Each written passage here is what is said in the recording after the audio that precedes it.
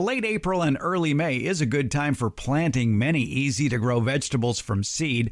That includes carrots, corn, cucumbers, eggplants, radishes, summer squash, and winter squash. Now, of course, it all depends where you live. If you live in a colder climate, it might be closer to Mother's Day or even the 1st of June that you might be doing this. Well, after everybody gets their seeds in, there's a problem. Because the emerging plants are small, many gardeners don't have the heart to thin them out to their proper spacing. The result? An undersized crop, greater incidence of pests and diseases, or too much of a good thing. For instance, squash, like zucchini. That's a perfect example. Now, if you've planted zucchini before, you know what I'm talking about. But how many of you have actually read the instructions on a seed package on how to plant zucchini? Well, here's the instructions found on a burpee seed packet. It says, sow 1 to 2 seeds of zucchini about 36 inches apart. Cover with 1 inch of fine soil. Firm lightly and keep evenly moist. Zucchini seedlings emerge in 10 to 14 days. Thin to 1 plant when seedlings have 2 sets of leaves.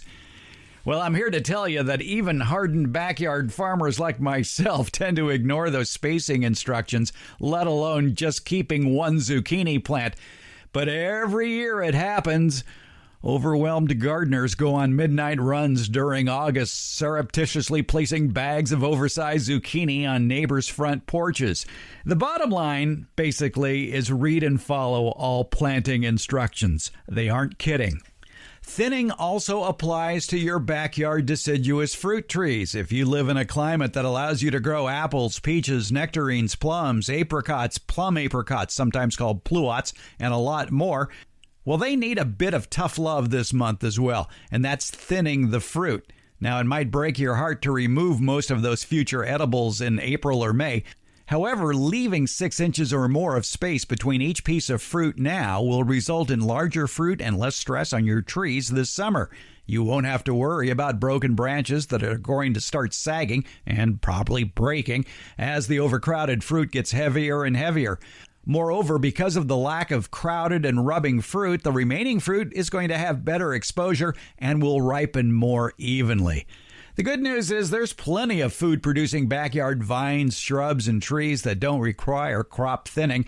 Because of their small size, for example, cherries aren't usually thinned from backyard trees. Other small fruited plants like blueberries, strawberries, blackberries, raspberries, they don't require fruit thinning. However, they may need their older wood or runners removed annually after harvest. If you live in a climate that allows you to grow nut crops like almonds and walnuts, they don't need thinning. And if you live where you can grow citrus trees, oranges, lemons, mandarins, limes, and other fruit-bearing evergreen trees, they don't usually require much fruit thinning either.